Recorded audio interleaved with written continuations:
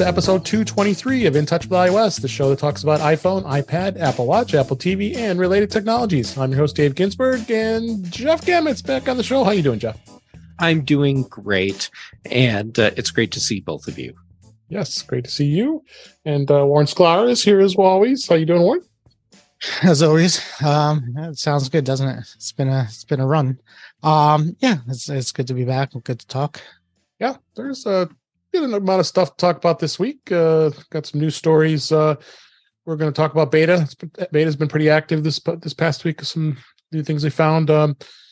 Hit some other stories. Talk about the cellular carriers and the Apple Watch and everything we always talk about here. So, but let's jump right into the stories this week. And I keep adding sadness to Jeff, and now the dark sky now has been removed from the iOS App Store ahead of the upcoming shutdown. It's a dark day. The Dark Sky weather app, which is owned now by Apple, is no longer available for download in the US App Store, suggesting that it has been removed ahead of schedule.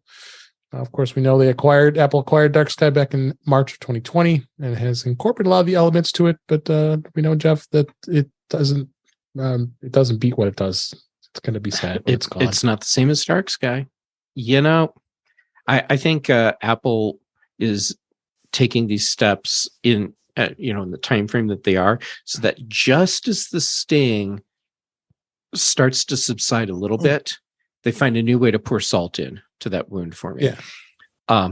The big problem that I'm having with Apple's weather app is that it doesn't really do hyperlocal weather. And right. I can compare the temperature that I have at my place in Dark Sky and in the weather app, and the weather app is never the same. Yep. And especially this week, I was thinking about that. Our thoughts and prayers are with all of our friends in South Florida, Southwest Florida. It's been Hurricane Ian just devastated the state of Florida, and it's turned back as a hurricane as we record this, moving up the coast. I'm going to hit South Carolina, I think, as we're recording here. So our thoughts and prayers. And the Dark Sky app would have come in handy to look at some of that data that was showing much more accurately than. I've said this before, and I'll say it just one more time again. I just don't understand how this one app could have been the only possible true source of accurate forecasting. I mean, it just seems like this would be a public realm thing, but I mean, and yet here we are. There's lots of fans. Jeff's not the only one. I've been a fan too. I understand that, but why can't somebody just create something called Darker Skies and use the same algorithm that Dark Sky used and just roll it out? I just, again, they didn't pull the data out of. Well, they did. They pulled it out of the air per se, but they, the data came from somewhere, and this is not like super secret information that this company has. It's I mean, they were very, very upfront about the fact that they're using Weather Underground for a lot of that content, because Weather Underground is aggregating information from people that are submitting data from their home weather stations. And yet trying to find an app that works as reliably and accurately as Dark Sky does has turned out to be a lot more difficult than you would expect. So is Dark Sky kind of like Waze, where it's user fed? Well, in one sense, I mean, because they are getting the Weather Underground data that's coming from local people submitting information automatically from weather sensors, but they're also getting it from the official weather sources. So they're aggregating information from multiple sources. And then when Apple bought this technology, they just didn't incorporate all that technology that they had. And apparently not. Yeah. And for a lot of people, hey, if the weather or the temperature that you're seeing at your home is several degrees off from what you're actually experiencing, it's no big deal. But when you live in a place where you can have radical weather and temperature differences within a few blocks of where you are. It starts to become more important. And I mean, I get it, because like Waze is the de facto traffic app at this point, considered. I mean, basically it's sort of the authority on traffic, because that's what it is. So there's real-time data being fed into it. Right. So if Google, I mean, in this situation, if Apple bought Waze, which they wouldn't because Google has it, and did the same thing, I just, you would think another company would come along and say, let's try again, but because it worked. Anyhow, it's interesting. And Dark Sky isn't the only hyperlocal weather app out there. Just for whatever reason, it's the one that's doing it right. Right. Or at least will be doing it right until the end of the year. Well, that's why Apple bought them, I'm guessing, because they had good Dark Sky was the app to have. Right. Cool. Yeah, absolutely no question.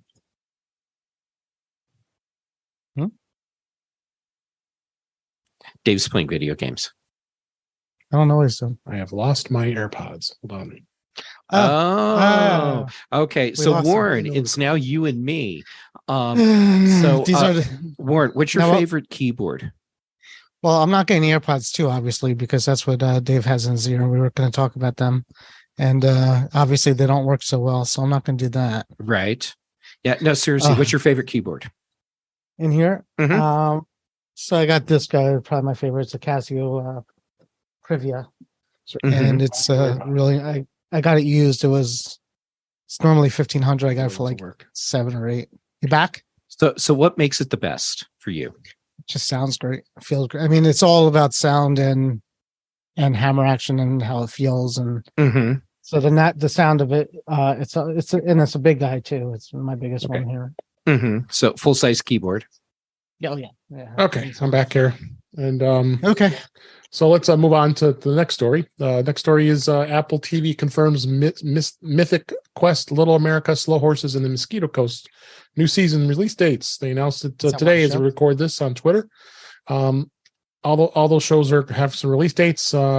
It's not clear what the plot of the third season is going to be for Mythic Quest, but that is a fun show, as well as Little America is an interesting show that's going to be returning December 9th of this year, 2022. Slow Horses will be December 2nd, and Mosquito Coast will be November 4th. So Mythic Quest is going to be on November 11th, and there's going to be a lot of great shows. It continues on with Apple TV and keeps evolving. Do you watch any of these shows, Warren? Mythic Quest was cute. I don't remember. The third season just didn't take off for me. I like the COVID special that they did. That was cute. The one episode COVID thing, that was kind of neat. But this is not my my headline for me to watch Apple TV at this point. So for these shows, a couple of. We're waiting for Ted Lasso, and we're waiting for Ted Lasso on Apple TV that we're watching. That's good. Slow Horses is good. I really enjoyed that. Is it good? I never. Just you know what we watched? We watched God, the guy, the Richard Joel, but the guy who played Richard Joel, and he was Bird, not Bird.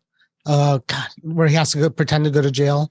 Well, he goes to jail to infiltrate this guy, who's a killer, and it was good. I'll pull it up in a second. But if you saw the movie Richard Joel or Cobra Kai, the guy with the beard, that's the guy who was in this.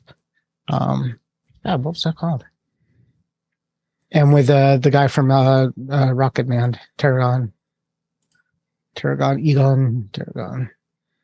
Egon Spengler. Not Speck. Well, there you go. Yeah, I'm looking at that. Hold that thought. If you remember, you could tell us. We'll go ahead and move on to the next story here. iPhone 14 Max references were found on Apple's website. Plus, name seems to be a last-minute decision. While Apple opted to name the larger base model iPhone 14 the Plus, it was widely referred to as the iPhone 14 Max in media reports ahead of the keynote. Appears that the iPhone 14 Max was indeed planned for the name of the device, but Plus decision was made relatively close to launch. As we know, the iPhone 14 Plus, which is still not out yet, it's supposed to be out in October. There's going to be something of a lower cost, larger size 6.7 inch screen, because everybody who wants the larger size screen would be going with the Max, which of course it's the Pro, and it's going to be expensive and higher priced. So, interesting to see that Apple did not call it Max, and I kind of think, in my opinion, I think that was probably a smart move on their part, because all it was going to do is cause major confusion between the two models, honestly, because you're not going to think, I have the iPhone 14 Max, no, wait, I have the Pro Max. So I think this is good on their part, and of course the article goes through and goes through all the bowels of Apple's website to try to find all this name and crazy stuff. What do you think, Not Jeff? calling the iPhone 14 big, iPhone 14 Max is smart, because people are going to get confused. So calling it the Plus, yeah, that makes sense. Having it happen this close to launch, the change happened this close to launch. I mean, they took it right down to the wire, because you're printing materials with the product name, including packaging. Oh. And so they I bet made the decision at the very last minute where they could, because they had to get printing presses running too. First of all, Blackbird was a movie, the show, which was good. What do you think? I know it's good. Yeah, I mean, who's keeping track of the namings at this point, and who cares? They go between Plus and Max and blah blah blah. The funny thing is, they don't, not anymore. The funny thing is, they do the if you notice with the phone case makers, especially like Insignia, what I'll find is when they come out pretty early, they don't tell, they say for the new iPhone 6 point whatever, and for the new iPhone 5 point whatever, because I don't think Apple tells these names to anybody until like really the last minute, because I think some vendors do get the names shortly before, because you'll see some people get the name right, and then a lot of others are just like for the iPhone big and the iPhone small, and they don't know the names of it. So, but again, I mean, it is even with the names the way they are, it still takes me about a half hour to explain to somebody the difference between all these phones. So, like my wife, who's asking me which one again. All right, so we got this one. This one's more expensive. It's not an easy conversation anymore. So, no, it's not. Yeah, no, it isn't. Couple iOS 16, iPhone 14 stories here. iOS 16, the game-changing CAPTCHA bypass is about to get even better. Anything will be better. Everything will be better. Yes, the complete automated. The complete automated public turning test to tell computers and humans apart is one of the internet's most annoying features, as we know, as CAPTCHA feature makes you identify yourself, especially those gosh darn pictures you got to do with Google's one. The letters, which I cannot stand. Or anything number. Yeah, it's horrible. Yeah, and you kind of look at So we did report that the brilliant CAPTCHA bypass when the first betas came out, but it's now here with iOS 16, and it's going to be quite easy to set it up and forget it. All you got to do is you head over in the settings app and you tap your name in the iCloud settings and you look for password and security menu, and there you want to enable automatic verification. This will actually this is actually the CAPTCHA bypass that comes with iOS 16, and Apple describes it as bypass CAPTCHAs in app and on the web by allowing iCloud to automatically privately verify your device and account. Well, first of all, the whole point of a CAPTCHA is I hear you guys saying actually a human doing this is huge. So automating the CAPTCHA process is sort of like I am a robot. Yeah, well, I guess I am a robot because here's what I'm doing. It is. So I mean, but the thing is, it doesn't even see. it doesn't seem it is automating it though, right, but because the through definition your of the device captcha is and basically, you're authenticating. We're capturing this point of time to make sure you're not a person, to make sure you're a person. So if Apple's doing something that automates it, then it's not a captcha anymore. It's something different. So, but still, I hate captcha. Yeah. What do you think, Jeff? I just hate captcha. Yeah. Yeah, I think it's the consensus here on this panel. The captcha thing, and it's wrong, and then the whole form resets. And then now, am I remembering correctly that services that are using captcha, like web page logins or whatever that use captcha, need to be updated to support what Apple is doing? It must be, right? Unless it's using some kind of AI to process a captcha, which again, then you're a robot and you're not a human doing it. But again, you could easily see. I don't understand why can't you write a program that does? I mean, how has this not been hacked at this point? Because we could read text. I mean, a computer could probably read text numbers better than we can on that form, and probably could identify objects, because iPhoto is doing it. Photos are doing it. So I don't understand how. If you go look on YouTube, you can find people that have made machines that they actually have like a little robot hand, and so they look at the caption and then just hit the right squares. But even just in the program caption. At this point, there's got to be. Yeah, it's amazing. Well, it says in this article that as easy it might be to bypass it in iOS 16, enabling the feature isn't enough to dispose of all of those captcha checks, because some websites and apps need to support private access token for the feature to work. So by saying, thankfully, Cloudflare has just announced a free API for companies so their websites and apps can eliminate captchas. So I think there's where it's going to be a bonus, because I get my share of spams, trying to. And I have just a very basic captcha. I don't think a math question. You use biometrics at this point they still get through that. Authenticate to a captcha. It's in spam. So I mean, we can use biometrics. Speaking, you are, because you would think you're probably using Face ID to unlock your iPhone.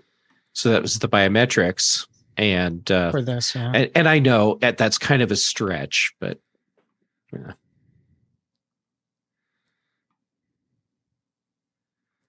Yeah, it is. Next story here is Apple might let you test iPhone 14 satellite connectivity. As we know, the iPhone 14 series has a new feature that's not available on any other iPhone that supports satellite connectivity. However, the functionality only works if you have to use it. It's emergency SOS via satellite mode. And we've talked about this before with the cellular and Wi-Fi coverage that are absent, and it does only works in certain circumstances. But you kind of want to test it before you left and maybe make sure that it works. But right now, it isn't possible to test it at this moment right now. But Apple is rolling this out in November, and once the emergency SOS by satellite is available, some people might try to test it in some remote areas. Yeah, that also could lead to fake emergency calls, which is dangerous. Emergency call. We're doing an emergency. We're doing an emergency call in what they consider to be an emergency and not national real emergency. So. Yeah, just like there's nothing stopping people from using 911 inappropriately. Except the difference is if 911 generally is not going to cost a couple of $1,000 to process that rescue or response, right? So like the satellite, I'm thinking once you do that, I think they ask you, right? They start talking to you. They're texting you before they send somebody out. Is that how it works? So the test is a good idea. So when you do the satellite and the call for help, I think you get a text saying what's going on. I'm hoping, and they don't just send out the Marines for you. Mm-hmm. Yeah, I mean, just like any service, someone's going to use it inappropriately, and then there will be news stories about how it's Apple's fault.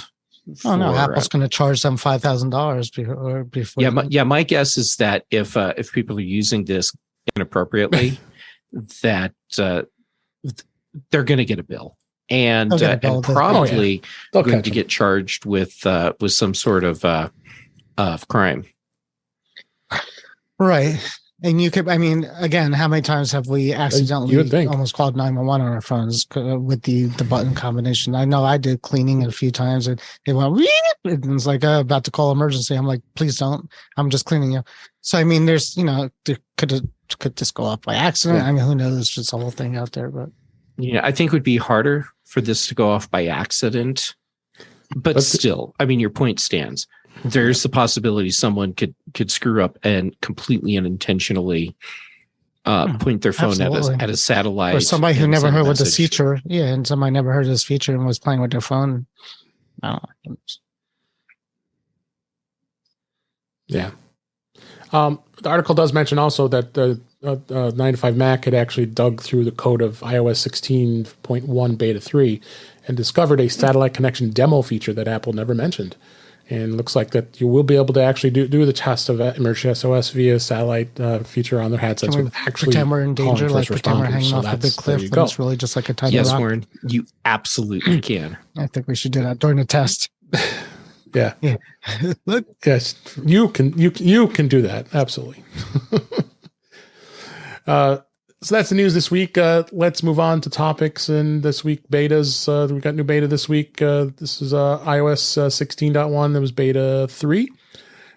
And a lot of other stuff that's being introduced, including the support for live activities, to interactive notification feature that lets you keep an eye on things happening in real time from the lock screen, and the iPhone 14 Pro and Dynamic Island. Number of other things that they've done. Introduced a clean energy charging feature in the U.S. that designed to selectively charge when lower carbon emission electricity is available, which we still haven't figured out. So what are you seeing so far, Warren, on this? Yeah, I put it on there and didn't notice anything, to be honest with you, for the last beta, to be honest with you. Okay. It looks like there are some expanding betas also with iPad OS. They are saying now that that Stage Manager will now be on older iPad Pro models. So 16.1, which I think is in beta 10 for iPad OS, is now going to expand Stage Manager, because we had that controversy where only M1 Pro iPad Pros were going to be able to use Stage Manager. Well, now the 2018 and the 2020 iPad Pro models Apple's will also be able to use it, and the iPad Air. So I think that of course, my Mini doesn't do anything different. Yeah. The Mini 6, which has a faster processor than the older iPads. But I mean, again, it's a Mini. I don't even know how Stage Manager would even work on that. It'd be more like Soapbox Manager. Yeah. So it's definitely going to. Yeah. And then they also expanded the zoomed out feature display for older 11-inch iPad Pros. This latest beta release is also going to expand the display zoom option for the screen for those older models with the A12X and A12Z chips. Feature was only limited to the M1s. So I think Apple was listening. The people still want to use their older iPads, and they should. I can understand a iPad. Apple was listening. They were 6 years old plus, but and put the stupid widgets like we could do on our iPhone on our iPads, like we really want to do. I do find it really weird that Apple holds back those features. Like seriously, the iPad's like made for that kind of stuff. It's a big display. You're gonna look and have a lot of widgets on your screen when you turn it on. So why artificially limit that to the iPhone? I don't know. Yeah, I don't know. One other thing they also added that this was discovered is the Beta 3 and iOS 16.1. Will let you preload in-app content after installing apps, so they're ready to go. Apple has they added a new toggle in the App Store settings to allow you to automatically begin downloading their in-app content after they're downloaded and before a user launches it for the first time. Automatically running apps in the background to download content before you first launch it. The description of the toggle says, with this new option enabled, after a user installs on an app from the App Store, it will automatically begin running and in the background and download ready to go in the in-app content. So not during a restore. There's some benefits, I mean, some improvements there. It installs the app, and then I've never had an app not have the content that it should have after restore. So I'm not even sure what that means, to be honest with you. Yeah. So, well, but we're in beta, so we'll. Are you on the latest beta for your iPad, Jeff? My beta iPad is old enough come across for you? That the things that, of course, I really want to play with aren't supported. So, but the beta is running just fine on my old iPad Pro, and yeah, it just roll out the update, let us install it. I'm tired of waiting. I'm clearly impatient right now. Yeah. Yeah, wait. Right. They want the latest grades. We got to get it out here. Should be out by now. But my production iPad, just like my iPhone. Warren, the thing is, I'm not as brave as you are. I maybe not, but I honestly 100% think that I had less problems on iOS 16 on the betas than you guys have on release software this time. I honestly believe that my experience has been a smoother experience, at least in the last 2 months for iOS 16.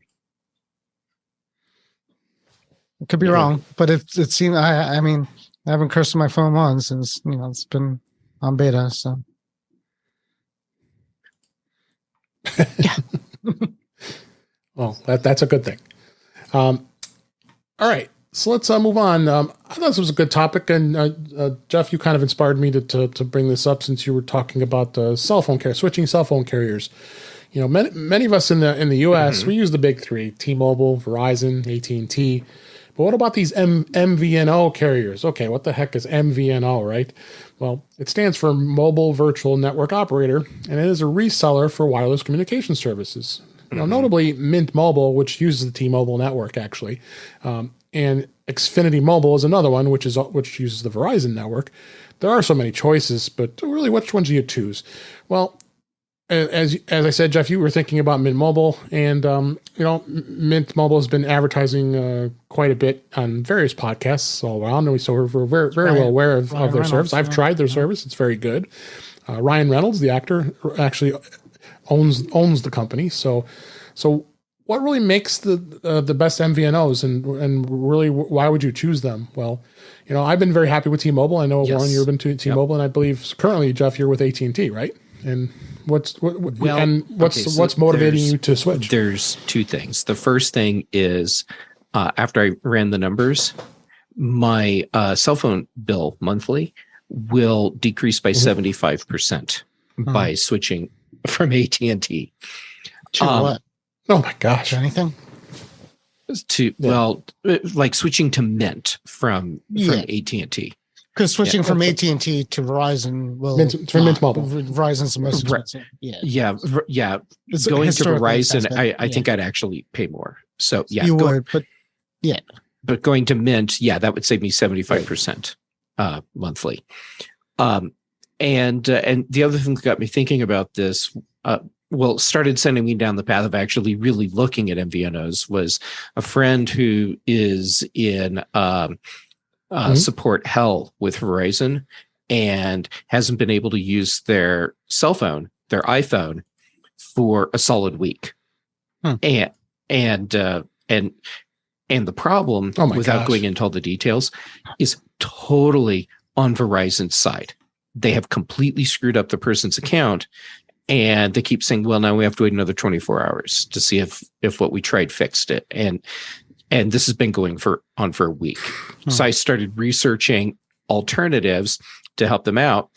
And in the process, I'm like, well, why am I really on AT&T? And then looking at Mint Mobile, I was like, well, actually, why am I not on Mint Mobile? So what do you get with Mint Mobile that you don't get with T-Mobile? Right. Is it? Well, you get a pretty incredible break of price. I mean, you got the 4 gigs of data for $20 a month. It's exactly the 10 gigs of data for $25 a month. And per line. So I mean, it's the same price, and T-Mobile seems to give you a whole bunch of perks, which you're getting with Mint Mobile too. Is that you get the Netflix, so you keep saying T-Mobile? The one thing you can't do, well, I mean, you don't get the bundled Netflix with Mint Mobile. Well, but that's no. You don't get any of the T-Mobile perks. I mean, Mint Mobile just uses the T-Mobile network. They have no affiliation. So if you want to, just include Netflix, and there's plenty more that we use, a lot on T-Mobile. That's $10 right there for T-Mobile. Well, I mean, I'm on a family plan where we have 6 lines. I'm paying $40 a person. So you don't have Mint on T-Mobile. Okay, I'm sorry. I was wrong. Okay, you have the T-Mobile. No, I do not have Mint. No. Jeff was considering it. I tried it. I'm sure I've tried it. I've had it as a secondary service to try it out. T-Mobile. It's going to be exactly the same as T-Mobile. Yeah, so Warren, I'm looking at the pricing. But the bundles is what they. Right. I mean, normally I'm not a big bundle fan, but the Netflix alone is going to be worth the $10 a month extra. So we're taking that. We're buying either way. So the problem for me, Warren, is that. Well, besides the fact that my office manager just knocked my keyboard off my desk, is that cell phone plans for me are single line, single user, not family plans. And when you're on a family plan, that's where they get the pricing gets more affordable. So a single user plan for me on any of the main carriers is going to run at least $80 a month. But with that in mind, what are you still on? You have the iPhone 12 or 13? I forget. I have the 12 Pro. I mean, any of these providers will give you like free phones to add a line. I mean, when you add a line on a new cell phone provider, you'll get a free phone. Or almost a free phone, because that's what they do. And now I'm paying for an extra line. Well, you'll cancel the other one out. And now I'm back to a single user plan. You're back to a single user plan, but you got $80 $1,000 phone for free. So you factored that into your yearly cost. Or I could switch to Mint Mobile and save basically $800 a year. Not even think about it. And do what I do anyhow and buy my phone outright. Yeah, or you could have the free phone. I mean, it washes out, right? So if you were thinking about getting the phone either way, you're going to get $1,000 back from T-Mobile. They'll give you $1,000 to sign up, and they'll give you a phone. So I mean, it's. I haven't priced out a single family plan, but I know T-Mobile has been the best cost of any of the plans we've had so far, and definitely the best perks that they've had out there so far. Yeah. It doesn't hurt to take a look at T-Mobile. I mean, but I agree with Jeff that single line plans are just not too cost efficient for the three big carriers. I mean, you got Google Fi, you've got all these other services. Metro by T-Mobile is another MVNO that T-Mobile actually owns. So you really have to just look at it. I mean, even Mint has an unlimited plan for data for $40 a month. So, pay what I'm paying right now and get unlimited data. I mean, granted, the unlimited data probably will be capped at probably 50 gigs, I would think. Yeah, unlimited data is never unlimited data. It always gets throttled at some point. Right. They really do. Right, and in the case of my Magenta plan, I've got I boosted up after being in T-Mobile's old plan. Now for my family, they're giving us 100 gigabytes before they'll throttle. So which I think is a spectacular deal, and each one of us is paying $40 a month. I haven't priced it in a while, but T-Mobile to sign up now is a lot more expensive than it was when I got. We must have gotten some great deal when we signed up, because that doesn't surprise me. Yeah, because we're paying about half of what they're advertising now, at least. Yeah, and for me, what I'd really be giving up, and I haven't committed yet myself to going down this path, but what I would be giving up is HBO Max which is bundled with T-Mobile, but that's probably going away anyhow. Right. As I was say, because AT&T no longer owns. And I've been paying for Netflix separately anyhow. Forever. So yeah. So yes, I give up HBO Max. Yep. And there is the thing where you if you're in an area where there's super high cellular traffic, like you're at a conference or a concert, and everyone is trying to be on the network at the same time, the non-MVNO users will get data priority. So people on the MVNO, they might see some sort of performance hit on their data usage. It won't have any impact on voice usage. Right. So, that's something to keep in mind, I suppose. We all need to move to Europe because the cell phone plans were better and cheaper. I mean, the other thing I don't know if you've tested T-Mobile's network in your area in Colorado, Jeff, but it depends. It does. On the coverage too. Some carriers and like so many other places are worse than others. So you choose your cell service provider based on who actually can cover you where you use your phone the most, and where I am in Boulder for a long time, that meant you had to be on AT&T, which worked out because that's what I was already on. But I could go like 2 blocks, and then it would be Verizon. I get like half a bar of service in my house and here. So I do not get good T-Mobile service inside my house. I mean, it's not a big deal because we have Wi-Fi, but if I go 2 blocks outside my house, I get 600 gig up and down. So, I mean, it's you talk about hyperlocal weather. It's hyperlocal. Oh, absolutely. It's really hard to, I've had people ask me all the time, and we're on this like group page on Facebook, and they're all in the neighborhood of which cell phone is best. And I say, literally, if it's good here, move to the left 2 feet, and it may not be. So, I mean, it's really right. It's really hard to gauge it anymore. So you just got to go with what I don't tell people to worry about the service they're going to get, because it's all pretty crappy, to be honest with me. I think just get whatever's good. Yeah, but as 5G's been rolling out, it's been making a big difference. Try it out. What you can effectively use around me. So, so now AT&T and T-Mobile are pretty much equal for coverage for the places where I use my phone the most.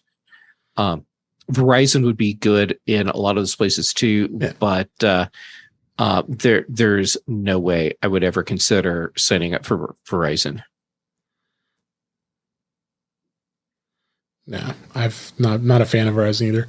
But look, the thing about these MVNOs, you're not stuck in a contract. You could try it for a month. Either get a SIM card, or if you have an iPhone 14, you can add the eSIM to it. Try it. See how it works for you. If it's got good coverage, then you're happy. And what it cost you. You could try just the basic plan for $10 or $15 for the month, and give it a shot and see where it goes. Now, some of these other carriers, they actually piggyback on multiple networks. Like in the case of Google Fi, it's T-Mobile and US Cellular, and like Ting, they use I believe it's Verizon and T-Mobile together, one or the other, which is interesting when you look at these MVNOs. So now they look at which is going to be the best carrier for you, for your bang for your buck, for the matter of your area of coverage. So you can have something like Ting, and then you have, is Verizon better? They'll put you on Verizon. T-Mobile's better. They'll put there's you a whole bunch of them. So there's more out there. Like if you go to Target, but there's so many. There's. Oh yeah, like Consumer Cellular, Straight Talk. There's just so many of them. It's crazy. And I have a link here in the show notes that has going through this pretty extensive list of so many of the MVNOs are out there, and kind of gives you some.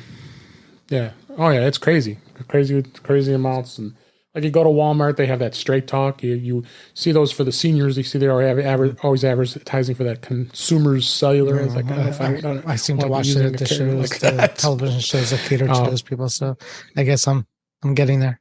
I'm getting because we're getting Consumer Cellular level and the jitterbug with the jitterbug phone. Yeah. So check that out, that link out in the show notes. And I thought this was a good way to just kind of give people a bit of a guide for their iPhone and what's best for them. And hopefully, Jeff, you'll find if you find and decide to go with Mint. And I'm thinking at this point, back to us, there's a very high likelihood that I'll switch to Mint. And it's just a matter of finding the timing that works best, because there's the window, which should only be a few minutes, where you don't have coverage at all. But if something goes wrong, well, it could be hours or longer. And right now, I can't risk having my phone not working, because there's it's one of those windows. Get the 14 with the satellite, exactly, and it'll be fine. You got to get the satellite phone, and you don't have to worry about that. Yeah, well, it's the incoming calls that matters right now. Jeff, there's no service out there at all. The 12 Pro has eSIM. When I drive to the beach on T-Mobile, there's a good 15, 20 minutes of dead T-Mobile. And this is on like I-95. It's not like the sure. But that's not what I'm worried about. It's if I do the switch and something goes wrong, and there's just no way to avoid not having service for a window of time where I have no control over it. That's where the problem would be. But that I used to tell my wife that we're not going to a certain food store because they don't have a good cell service in there. But then they got Wi-Fi and now we're allowed to go in. And so now you have to go. No, we can't go. They installed it just to spite you. There you go. Well, no, it was like CVS that had the same situation. They installed Wi-Fi finally because people were trying to use a stupid CVS app with half a bar of service, and because it was a dead zone, and like the staff was looking at each other like we were all like. So there's that. But they are saving 40%. Yeah. So. All right. So let's move on. I wanted to talk a little bit about iPhone cases. There's so many of them to choose from, and I know, Warren, you've used the Apple cases as well as I have for many years, and I just find that Apple has really just done a poor job with those cases. They always would, after only a few months, they'd start wearing out on me, and I just kind of gave up on them. I don't buy them anymore. But there are a number of cases that are out there. I mean, there's numbers of them that are out there that you can start off with. But one of the cases I really like, and I think a lot of our friends like them, is a SpinGen. This is the box here. I have it on the camera here, and I have the clear. This is the clear case, which is MagSafe, and I think this is a very good basic case. It's nice. Protects the iPhone really well. And I like clear cases. I want to see the color, because that's what I say. We buy these iPhones with colors, and just put a case on it. You never see it. You buy a phone that you don't like the color, and you buy the case that you like, or vice versa. So that's what I do. So yeah, to cover it up. So, but they make very good quality cases. And again, we'll have links in the show notes for all these cases. This one is like around $24 from Amazon, which is great. But I really like Speck. I've always been using Speck cases for a long time. They make some really good ones. The one I've got on my iPhone right now is a clear one, but it's got kind of the tint color to it. If you can kind of see it, which makes it kind of cool, but you still can see, the color as I show it.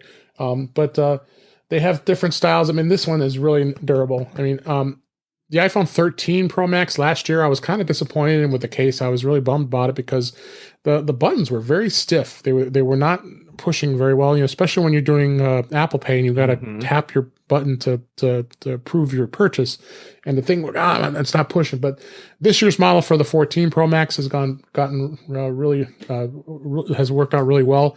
They've got a number of the models here. This is what's called the Perfect Clear, which is nice and perfectly clear. They got a nice little speckle case like this one here. You want to have the specs, and the gals like this crazy stuff with these. So nice. Yeah, it's all with the glitter. So, but then they have the other models. That's the Pro model where it's even more durable plastic. That's like this one here, and put more durability inside the case, which is nice. And then they have the grip, which is this one here, and that's got the grips around it. But again, these are solid colors. And I prefer the color ones here when it comes to these cases. So you get on average the Speck cases. You can get them on Amazon for like around $34. So they're pretty decent pricing. You're still using the Apple cases, right? You like the Apple cases. I mean, I know you're crazy case and band. I've seen your cases. Pictures are a yearly sad. It's a yearly sad thing for me because I'm not even. It's a fire sale every year. Like you were saying, I have a couple of Apple cases for the 13, and they don't look good anymore. Like you said, they crap out. They flip. So like, yeah. I mean, I'm very disappointed with Apple's cases. I mean, it's very surprising. Already they're very, the MagSafe. Well, the MagSafe ring is already there. That's the first thing. It's starting to wear, right? You get the MagSafe imprint on the back, and then it just starts to chafe. But whatever. Yep. So my son has a Nomad it's a shame. Where he had it. Now he has to get a new one because he just got the 14, so he's upset. But I've had a few Specks. I've had a few peels, and I've almost bought. They had a sale yesterday. I almost bought one. The peels are interesting for those that don't know. It's almost a super thin plastic is best I could explain it. And the peels are nice, except at that time, I don't know about now, but they weren't real MagSafe. They're thin enough where you could charge it with a MagSafe, but not thin enough where you could mount it on like a car mount and it wouldn't fall off. So that's why I'm only going true MagSafe at this point. I have a few of those like MagSafe kits that you could buy on Amazon, which is basically the ring that you could stick on a case, which kind of works too. So I've had lots of cases. I've had the Apple clear case. I've had the Speck clear case. I've had I had the Peel clear case. They bother me because after a while they're just fingerprinting and scratchy. And no matter which, I haven't had any, luck with even the more expensive ones not getting crapped up. So, and you can see it. I mean, that's the problem. It's like, other cases kind of get scratched up too, but you don't notice as much. But when it's a clear case and you're looking through it, you see scratches and fingerprints all the time. So one thing I did do a few times, which I might do again, which is neat, and even Nomad has it now too. But if you go to like D-Brand or something like that, and Nomad has their own version too, which is basically it's a leather skin that you put on. It's their leather Nomad skin that I did. You put it on the back of your phone because, I have a screen protector on it. Technically, the only thing I really worry about, I don't worry about dropping as much as I worry about scratching it. So, if I put the thing on the back of it, and I've had a few like one of those bumpers cases that just are the outside of it. So if you get the leather, sticker or D-Brand sticker and that bumper case, it makes a really nice presentation of a phone. It looks it's a slick of it. It's almost true size, which I like too. It's smaller. It almost feels small. So I might do that again. And obviously that works well with MagSafe, very well with MagSafe because it's just a sticker. Yeah, I love MagSafe. I mean, I have this case on camera here. It's probably hard to see, but this is from my 13 Pro Max from last year, and it's got its share of scratches and use, but in overall the case is in great shape. It really lasted. So, other than the fact that I said the button was a lot stiffer, I never had a case. I still can feel that. It's crazy. Wow, how bad that was last year, but I was saying, but it doesn't look that bad. I've never had a like case I said, the Apple case break, just like bothered or me. anything like that. What about you, Jeff? Like you said, Yeah, it looks crappy. Yeah, no, just the bottom wears, and it's just especially when you pay sometimes $60 for one of those leather cases. I think I had one that was the thing looked like it was put into a lawnmower, and I still had it on my phone because like the rubber just kept peeling off. If you remember, the rubber just keeps peeling off it. So right, yep. Remember that. Now, what about you, Jeff? What cases are really in good stand out for you? Recommend Apple cases to anyone. And I used Apple cases off and on quite a bit over the years. What I'm using on my iPhone right now, because I had tried another Apple case again. I got the silicone case for the iPhone 12 Pro, and it lasted about a year and a half before it was doing nothing for the phone anymore. It was just disintegrating. So I ended up getting a Spigen case for it. Yeah.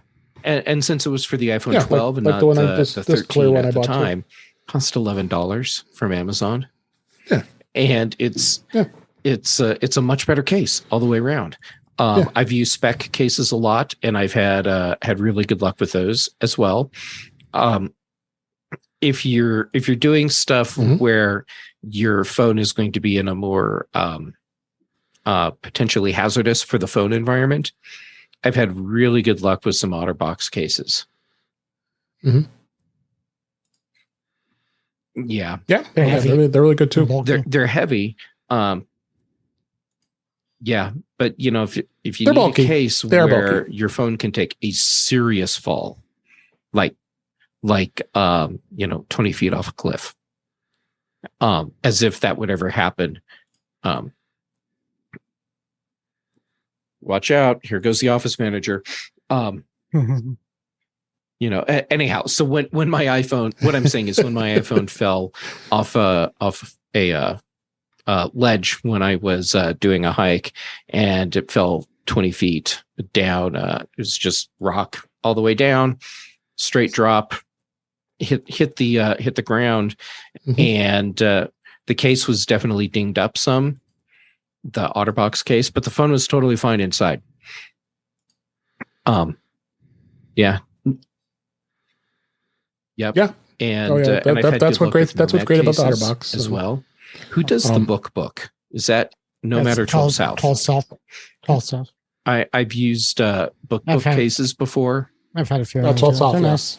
They're again bulky too. Yeah. But the 12 South had the wallet cases I used to put on my phone, and they were nice. They were nice for a while. I don't know if the new phones do it, but the old phones used to have tap to close just like an iPad. I think you can still do it. I think it still has a magnet on there. So the iPhone will lock when you close the lid on that. Oh, yeah. Like an iPad. Yeah. But yeah, they're nice until you want to use it in your car, and you have to bounce it in your car with the because then you got a flap. Yeah, or if you take a lot of photos with your iPhone, the flap is kind of in the way. Yeah. Yep. Yeah, absolutely. All right, so that's kind of our review of some of the cases. I want to move on real quick here and talk about the AirPods Pro. I did purchase and have the new AirPods Pro, the second gen, which I'm pretty happy with at this point. Other than had a little snafu earlier, but I think it was more my fault than it was the AirPods. Conversation Warren and I were having. Yeah, exactly. Yeah, we were talking about not to get the AirPods. It was a good one. I'll have to keep that in there.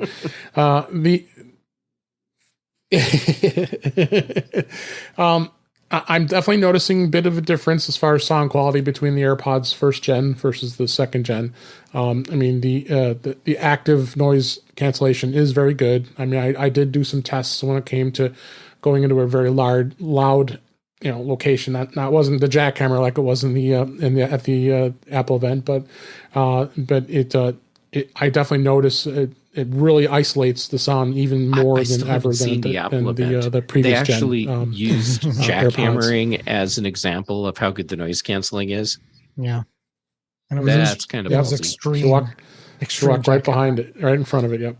Yeah, because that was the theme of the show. It was extreme jackhammering. So they did add a lanyard connection here, but of course doesn't come with the lanyard, which is kind of silly. Yeah, I think it's third party for $13, which is no crazy stuff here. I'll go find someone might be giving away a lanyard if I really want it. There was an article that someone did an actual X-ray of this case, and it actually shows a wire that's going down below on the other end. And you kind of wondering what that is. Maybe it was an antenna of some sort, or maybe because of the new Find My. Because of course and I am showing on camera here. It, of course, has the three speakers at the bottom here, and the Find My does work really well. I did have no problems when I ran it. I swear, if I gotta be really careful, I open this, so I just won't be able to hear you again. I'll probably screw it up. But if you match the two cases next to each other, they look. I mean, that's what's kind of bizarre is they look exactly the same. If you put them next to each other, if you didn't look closer, you'd think it's the same thing. So Apple really didn't make a lot of change to the case itself, but I think overall, I mean, I like the fact that they added that you can do the volume control by just moving down with your finger on the stem on that. So and as well as because the other ones you had to actually double tap it to get it to stop and start. So you've got some more controls with that.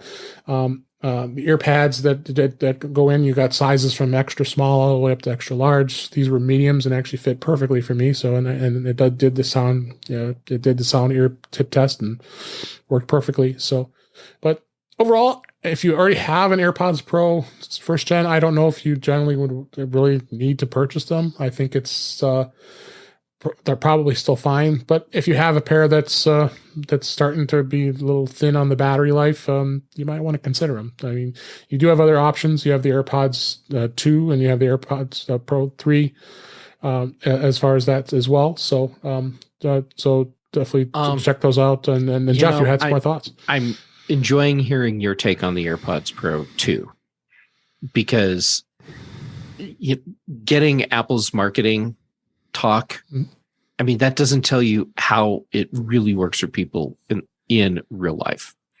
And I'm thinking that I would love the second gen. At the same time, I can't justify getting the second gen. I think if I were traveling like I used to, where, it was like 2 trips a month, sometimes more, then spending that much time on a plane, the better noise canceling would be worth it. But I think for now, my feeling is if you already have AirPods Pro and they are meeting your needs, then no need to get the second gen. Mm-hmm. Yep, that's what I said. No, I definitely agree with that thought. So. But check them out. I mean, maybe go into the Apple Store and give them a listen. I'm sure they do have demos, and you can check them out. So you don't have to jump in and buy them right out the bat, or you can buy them and return them if you're not happy with them. Because Apple's very generous with that. So, but again, if you already have AirPods Pro you're happy with, or AirPods for that matter, then no reason to really upgrade, in my opinion. But I had these for 3 years, so it was time. I thought that's fair. Good, so. That's me.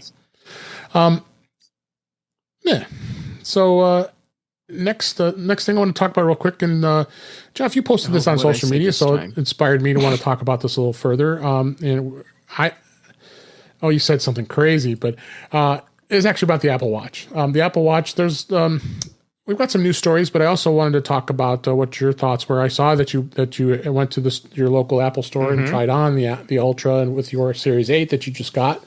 And I'd like to know. I still need to go to the store and check it out. I know what I'm waiting for here because I really would like to at least check it out. I don't think I'd buy it, but I'm gonna have to resist. It's a big watch. What was your initial thoughts? It's a big watch. A big watch, and you can really feel the weight. You definitely need to go check it out, though. It is worth the trip to the store just to play with one. The screen is beautiful, and the watch band options. I mean, they're nice. The fact that it works with existing Apple Watch bands is nice too. Although based on what I was seeing playing in the store, I would not recommend using current Apple Watch bands on the Ultra if you're actually going out and doing physical sport, whatever activities. You use the Ultra specific bands, and that screen is nice and it is big. Right. So the photo that I posted online was my 41 millimeter Series 8 with the Ultra next to it. And putting the Ultra on, it makes it look like I have a little kid's arm. I mean, it is a big fracking watch. Oh, yeah. I'll grab that photo. We'll put it in the show notes so everybody can see it. I can't see this as a daily watch. It did look big. There were people in the store that were clearly planning on buying this as their daily watch, and they just keep in mind, anecdotal, because it was me in the store for about half an hour playing with the watch. During that half hour, the guys that were looking at buying the watch were not going to be using it for outdoor activity. They just wanted a really cool looking Apple Watch. And there's nothing wrong with that. But man, that's a big hunk of gear to wear on your wrist all the time. Yeah. But a lot of people like big watches even before this came out. I mean, I never did, but I mean, I had a G-Shock here and there growing up, and that was big at the time. Yeah, those were big watches at the time. Yeah. Yeah. So, but yeah, I can't do it. I just wouldn't feel like I'd be lying to myself if I bought an Apple Watch Ultra. To be honest with you, I would just feel there's some things in my life that it just doesn't fit with me, and I would love the big screen, but there's just something about it that makes me feel like it's better suited for somebody not like me. But yeah. One of the use cases for me, and there are legit use cases for me with this, but it would have to be a second watch, not my primary. There's actually drawbacks to the second to the use cases for me, because one of the things I would want with this watch is to use it like when I'm out snowshoeing or skiing. Yeah. And in those cases, it would go over my clothes, which means that some of the things that I want it to do, like monitor my heart rate and stuff, that's not going to happen. I don't even think it's going to unlock. You would have to. Well, you have to go into the settings and turn off wrist detection. Yeah. So you can manually unlock it, and then it'll stay unlocked. But then if you drop it, then somebody could have it. If you drop it, then you probably have bigger problems, because it actually takes effort to get this thing on and off. So if you drop it, you're probably scrambling, trying to figure out where your hand went. But yeah, some of the use case for me, it isn't there, because you can use Find My Watch to find it. Right. Where's my hand? Oh, let me turn on. That's true. Is there a Find My Watch? That's true. There's a Find My Phone from the watch. I don't know. You can't ping your watch from. Hey Siri, where's my Apple Watch? Sorry, you'll need to check for their location to find my iPhone app. It says it's in a Find My app. That's right. You go to. Yeah, I couldn't hear my HomePod very well, but it sounded like it said. It was mine. Yeah, mine came up. It said you have to go in the Find My app. The last place the watch was, but you can't make it to any. Can you make it? Yeah, you can make sorry to everyone who just had their HomePod. Tell them to go look in the app. You're triggered. Yeah. How could you? So wrapping up here, I want to make sure the Apple Watch Ultra is $799. I mean, it's a nice watch. I from just what I've seen so far. One thing notable, I have an article here that I wanted to mention is I think it's a must to have Apple Care on it, Apple Care Plus on it, because if something were to happen to that watch, it's $499 just to repair it. On Apple Care Plus is well worth. If you're buying a device from Apple, well worth it. that has a screen and is mobile, then you have to buy Apple Care. That's my advice too. So my laptops, I watched. Laptops, iPhones, iPads, Apple Watches. Get Apple Care. I don't do iPads really because I don't really take them out. It's iPads, mobile. But yeah, the phone, the watch, and the laptop stuff. I put it on there. Not on my. I would never do a Mac. I have the Mac Mini. Never on the Mac Mini. Apple TV. That's just silly. That's just, yeah. It's silly. So. All right, I think we had some great discussions this week, and I hope you enjoyed it. And we're going to go ahead and wrap things up for this week. Well, that's a wrap for this week. Please send your comments, questions, and suggestions to our email address. It's feedback@intouchwithios.com. You can follow us on Twitter @intouchwithios. Support the show by buying me a coffee at intouchwithios.com/coffee. We would really appreciate it. You can also become a patron of the show by going to patreon.com/intouchwithios, where we have 2 tiers available to support the show. We would really appreciate it. Make sure you like, share, and subscribe so you're notified when we are live streaming on our YouTube channel, which is on Thursday nights at 8 p.m. Eastern Time, 5 p.m. Pacific, at youtube.com/intouchwithios. Or you can also watch and listen to past shows. Visit In Touch with iOS magazine on Flipboard, where many of the topics we discuss are flipped into the magazine. The link is on our show notes. You can subscribe to the show in your favorite podcatcher, including Mimir, Pocket Casts, Overcast, and many others. But better yet, go to our website at intouchwithios.com, where all the links to all the ways to listen to us are there.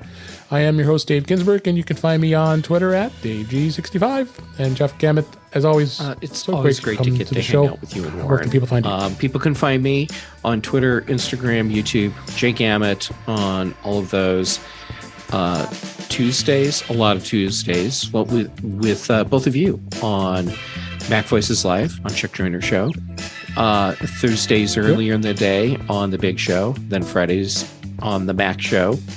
Most Thursdays here again with both of you, and then also on The Context Machine with Brian Chaffin.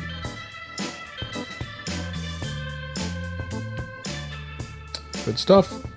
Thanks for being here. And Warren Sklar, looking up. There's a laser pointer that's moving around. Where can people find you? His attention. I soundproof my basement, and one of the tiles it won't stay on no matter what I do. So I bought some super sticky things from Amazon. That's covered. Well, it will. It's about to. I put it up there. So it falls and hits you on the head. Stay up there no matter what I'll do. So it's going to hit me in the head at some point. You can find me Chuck Show, Dave Show. It's good. It's good to be here. All right. Thanks for being here. And thank you for listening. We hope you enjoyed the show because we enjoyed doing it. And we'll talk again soon.